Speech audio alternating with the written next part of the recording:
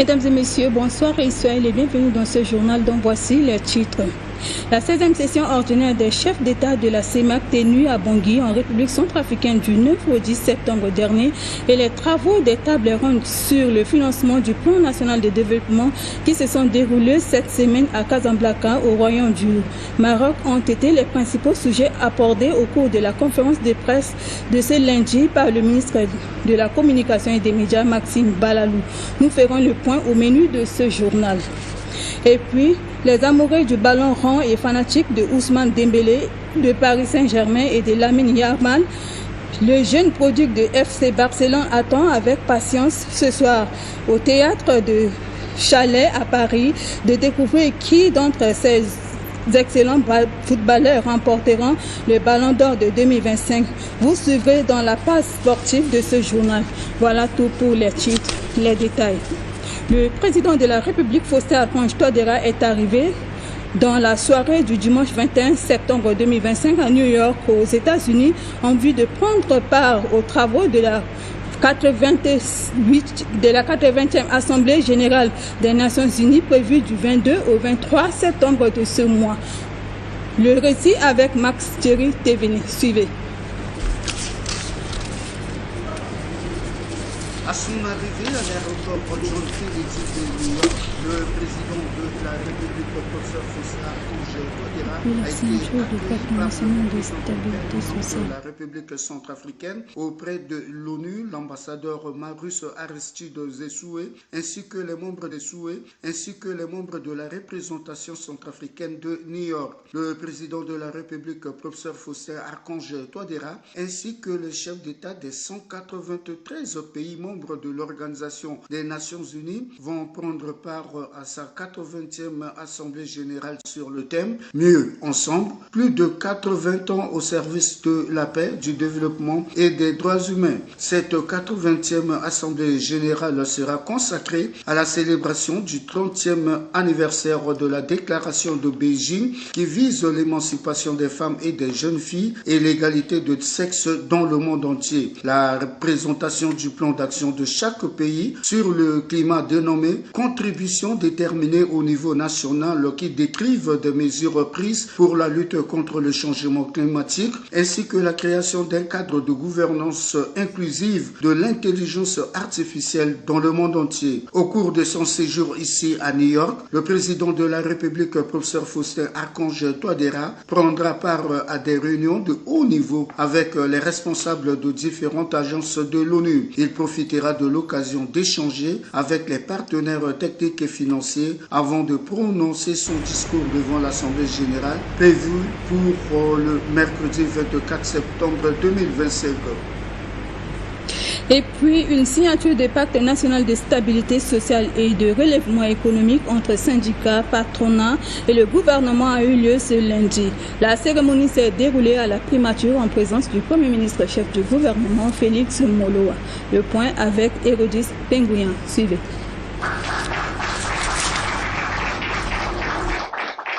Après plusieurs jours d'échanges entre le gouvernement, le patronat et les syndicats sur le renouvellement d'un nouveau pacte social en République centrafricaine, c'est ce lundi qu'a eu lieu la signature du dit pacte.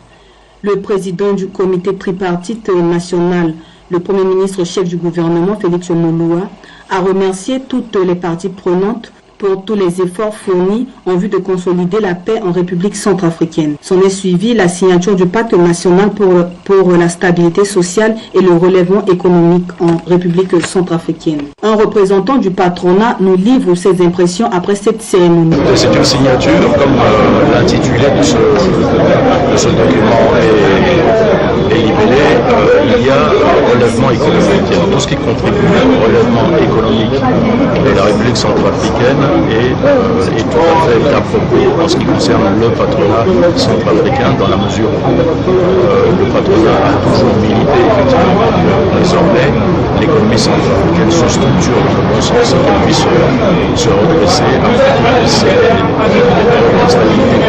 Celui du syndicat s'est également prononcé sur cet événement. Je voudrais revenir quand même sur l'idée qui a prévalu à partir du moment où c'est l'ensemble des parties, les gouvernements, les employeurs et les travailleurs qui sont entendus sur la moto de ce document, tenant compte de certains aspects spécifiques.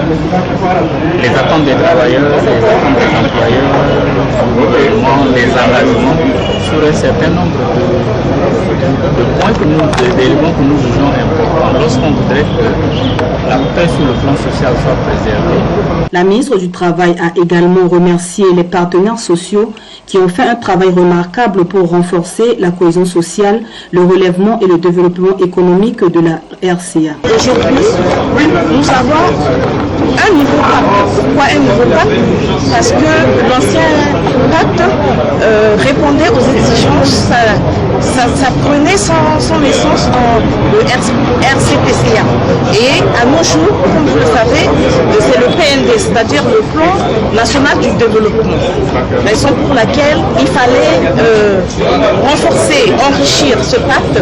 Et avant la signature, il y a eu un processus qui a eu lieu et ce processus était inclusif.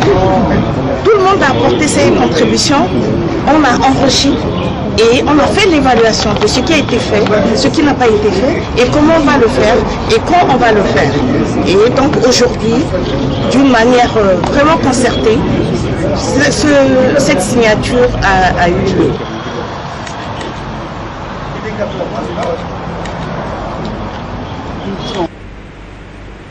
Comme nous l'avons souligné au début, la conférence de presse hebdomadaire du ministre de la Communication et des Médias, Maxime Balalou, a eu lieu ce lundi en présence des professionnels des médias publics et privés. Plusieurs points ont été débattus. Suivez un extrait de son intervention. La République centrafricaine a réussi le pari d'un challenge où, au début, beaucoup doutaient de la capacité du gouvernement à convaincre. Aujourd'hui, au plan international, l'image de la République centrafricaine est renforcée. On ne peut plus douter de cette capacité et de reconnaître un homme qui s'est donné pour servir cette nation et qui travaille inlassablement pour trouver des solutions aux préoccupations de ses compatriotes. Je voudrais, à l'entame de mes propos, saluer Son Excellence, professeur Fossé Archange Touadéra, président de la République, chef de l'État, qui a su, à travers cette vision qu'il a impulsée et cette volonté de chercher à trouver des solutions hardies aux préoccupations de ses compatriotes, à travers ce programme quinquennal que nous appelons PND, et que ce programme-là a reçu un écho très favorable auprès des investisseurs. L'engouement à Casablanca, plus de 500 participants, témoigne véritablement de l'adhésion de la communauté internationale auprès de notre pays. Vous avez tous écouté avec moi que notre pays a pu mobiliser un peu plus de 9 milliards de dollars pour transformer notre pays.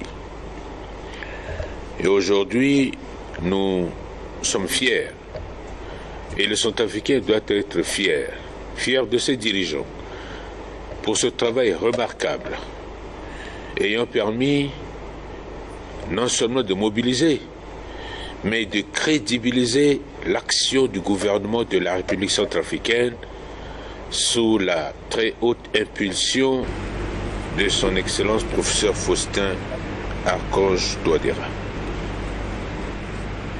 Autre fait de l'actualité, la validation nationale du plan de gestion et du plan d'affaires du parc Mbaéré Bodingué et ses périphéries a fait l'objet vendredi dernier d'un atelier organisé par le ministère des Eaux, Forêts, Chasse, Pêche à la Caisse nationale de sécurité sociale en présence du ministre de tutelle Gervais Mbata. Le point avec Félicité Ndikara et Rodrigue Fétem.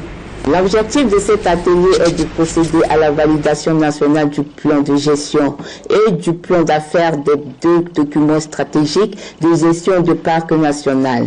C'est ainsi que les membres du gouvernement au cours du dit atelier, qui a regroupé une cinquantaine de participants comprenant essentiellement les représentants des administrations impliquées au niveau national et décentré, du secteur privé, de la société civile, des peuples autochtones et communautés locales, ainsi que la partenaire technique et financière.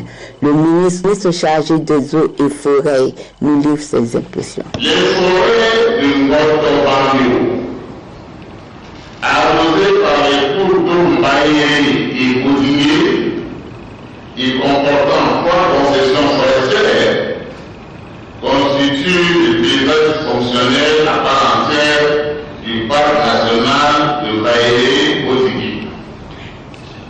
Ce parc national, situé dans le sud-ouest de la République centrafricaine, est à cheval sur les préfectures de la Lobaye et de la Sana-Maéré et s'étend sur une superficie de 780 000 hectares. En guise historique, de 1992 à 2010, ce paysage avait bénéficié d'appui financier et technique de l'Union européenne dans le cadre des différentes phases du programme régional des écosystèmes forestiers d'Afrique centrale et OFAC, qui ont abouti à la création du parc national Mbaye-Boudinier en mai 2007 et à la dotation de son premier plan de gestion en 2010. La fin du financement de l'Union européenne en 2010, couplée avec la crise météorologique de 2013, ont conduit à l'arrêt des activités de gestion et de protection de ce paysage jusqu'en 2018, date à laquelle le gouvernement a lancé le projet de ressources naturelles PDRN avec l'appui de la Banque mondiale.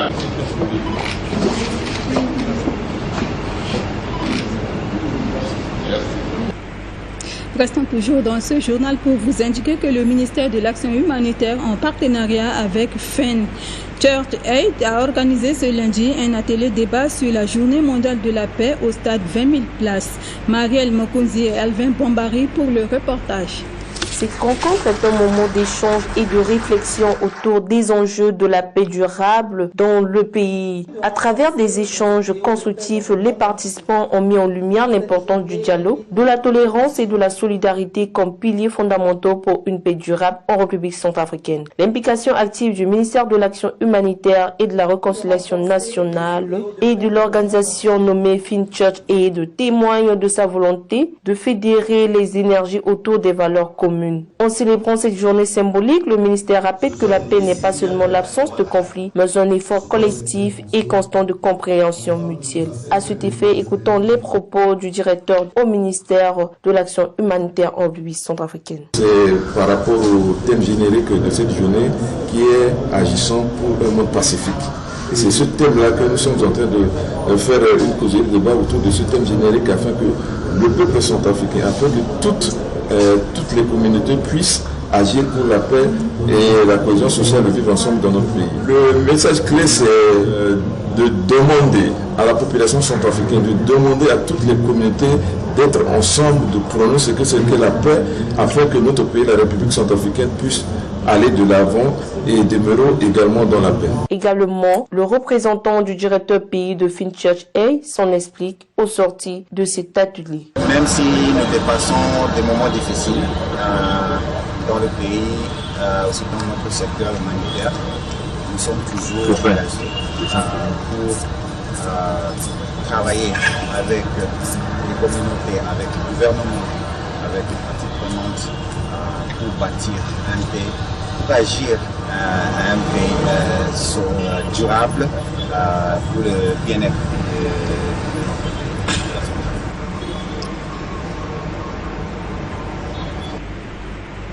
Et puis, dans le cadre de la célébration de la Journée mondiale de la paix, l'Association des femmes courageuses en action pour la paix a organisé ce lundi à l'Université de Bangui une conférence débat à l'endroit des étudiants sur le thème « La responsabilité collective dans la recherche et la construction de la paix ».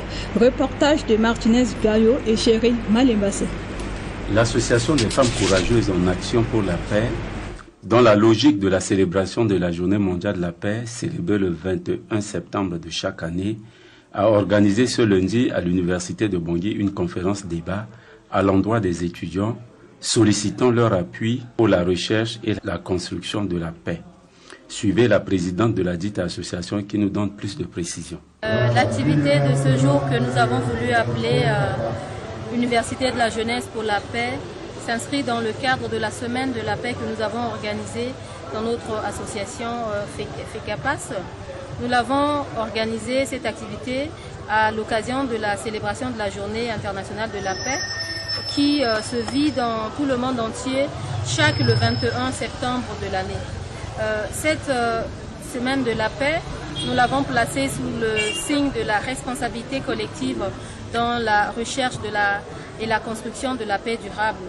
Et depuis le 20 septembre, le samedi passé, nous avons marché ensemble pour dire au peuple centrafricain que nous sommes capables de former une seule équipe afin de gagner le trophée de la paix. Hier, le 21 septembre, jour exact de la célébration de la Journée internationale de la paix, nous étions dans Bangui et les alentours de Bangui, dans la caravane de la paix, pour parler de la paix, de l'importance de la sécurité, du vivre ensemble, de l'inclusion, de la cohésion sociale à tous les Centrafricains. Et aujourd'hui, 22 septembre, nous nous retrouvons dans l'enceinte de l'Université de Bangui. Nous avons convié nos jeunes pour parler avec eux de leur leadership dans le domaine de la paix et de la sécurité. Et également promouvoir auprès de nos jeunes l'esprit entrepreneurial afin que lorsque ces jeunes finissent leurs études et que munis de leur diplôme, lorsqu'ils ne seront pas embauchés par l'État, qu'ils soient eux-mêmes capables d'être des faiseurs d'emploi, d'être des créateurs d'emplois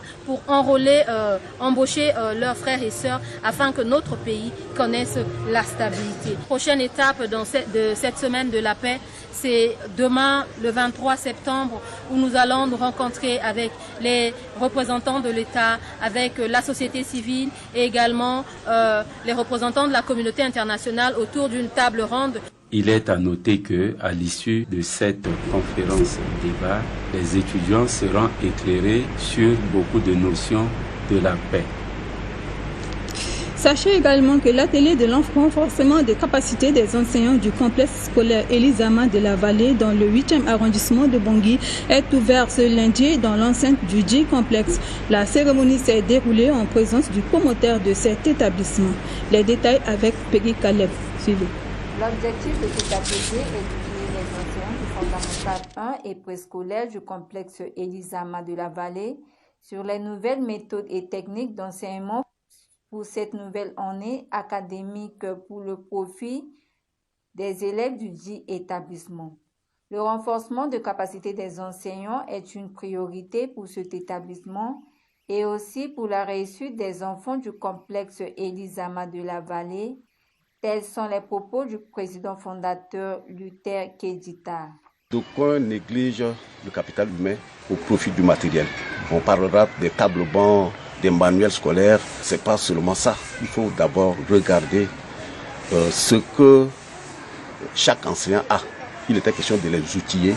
Et une fois les outillés, ils seront capables de nous témoigner à travers le travail qu'ils auront à faire durant 9 mois avec nos élèves. Nous avons en premier lieu les didactiques en français, en mathématiques, en éveil. Et nous avons aussi les chants et récitations. Il faut meubler l'enseignement. Et aussi, il y a le sport qui doit intervenir. Donc, nous prenons en compte tout le programme inscrit dans ces ordres d'enseignement. Mais le dynamisme, quand un enseignant apprend, quand un enseignant vraiment se met au travail réellement, nous attendons de l'abnégation totale, le savoir-faire, le dynamisme qui va par ricochet donner aux enfants une capacité et qu'à la fin de l'année, on continuera à parler des bons pourcentages, comme vous avez suivi l'année qui vient de se terminer. Nous avons eu un très bon pourcentage et je félicite encore tous les collaborateurs du complexe scolaire Elisama, également les parents qui témoignent de leur confiance, qui nous amènent encore des enfants et que chaque année, l'effectif au niveau de cet établissement s'accroît. C'est ce que nous attendons. Si on peut bien faire, c'est le pays qui bénéficiera de tous ces savoirs que nous enseignons ou que nous donnons aux formateurs de cet établissement. Précisons que cet atelier qui a débuté ce lundi 22 septembre 2025 prendra fin vendredi 26 septembre 2025. Dans un autre chapitre de l'actualité, le personnel de la banque BGV Banque Centrafrique a été honoré à travers son directeur général Hervé Koboma par la remise officielle samedi dernier à l'hôtel Ledger Plaza à Bangui de la certification ALM 3001 consacrant son engagement dans la lutte contre le financement du terrorisme. Le point avec Marielle Mokozi. En accédant à la norme AML 30001, la BGFI Banque Centrafrique s'aligne désormais sur les standards internationaux en matière de lutte contre les flux financiers illicites. Cette certification témoigne de la solidarité de ses procédures internes, de la transparence de sa gouvernance et de son engagement résolu en faveur de l'intégrité financière. Elle constitue également un signal fort adressé aux investisseurs, aux partenaires et aux clients, celui d'une institution fiable, responsable et tournée vers l'avenir. À l'issue de cette cérémonie, un point de presse a permis au directeur général de partager ses impressions et de revenir sur le travail colossal réalisé en amont. À l'issue de cette rencontre, il a salué l'implication sans faille de ses équipes et réaffirmé la volonté de la banque de jouer pleinement un rôle moteur dans le développement économique de la République centrafricaine, tout en respectant scrupuleusement les exigences de conformité. Il s'agit d'une certification décernée à BGFI Banque Centrafrique. Cette certification n'est pas qu'un symbole, c'est tout un parcours. On a un organisme certificateur qui a procédé pendant pratiquement toute une année au diagnostic de la banque. C'est pour voir est-ce qu'au niveau de BGFI Banque Centrafrique, nous respectons les normes de lutte contre le blanchiment de capitaux et le financement du terrorisme. Vous conviendrez avec moi que le monde d'aujourd'hui, c'est un monde qui lutte contre le financement du terrorisme et le blanchiment de capitaux sales. Et cet organisme certificateur a fait un travail de fourmi au niveau de BGFI Bank. J'avoue que ça n'a pas été facile parce que des insuffisances ont été relevées, des exigences nous ont été données pour pouvoir corriger ces insuffisances. Ce que nous avons fait, Dieu merci, aujourd'hui de façon officielle, il a été décerné à BGFI Banque Centrafrique cette certification AML 30001 qui met en relief le respect par BGFI Banque Centrafrique des normes de lutte contre le blanchiment de capitaux et le financement du terrorisme.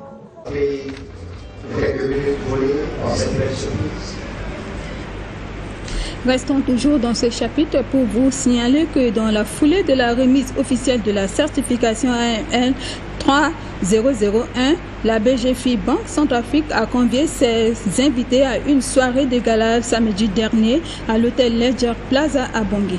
Les détails avec Marielle Mokozi. Suivez. Une chanson de bienvenue. Sous vos applaudissements, s'il vous plaît. Merci.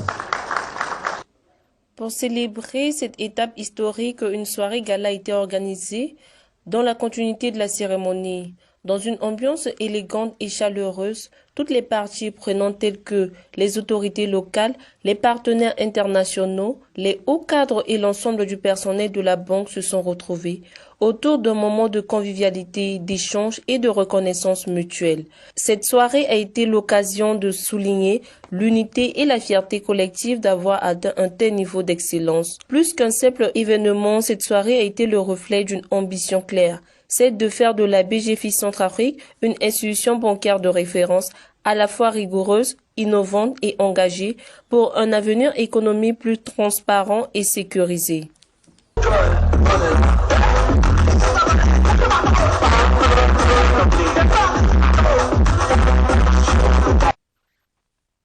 En sport, la 69e cérémonie du Ballon d'Or récompensant chaque année les meilleurs footballeurs du monde va avoir lieu ce soir au théâtre du Châtelet à Paris.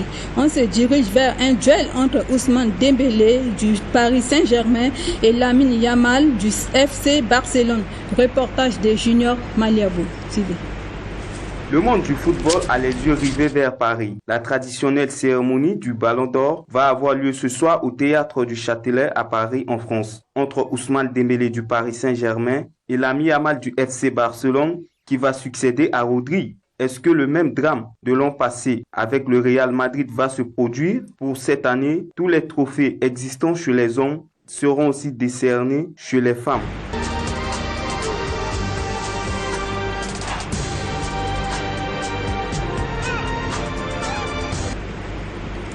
Ainsi s'achève ce journal préparé par toute l'équipe rédactionnelle de Télé Centrafrique avec l'appui de nos amis de la technique. Merci à vous de l'avoir suivi. Au revoir et à la prochaine.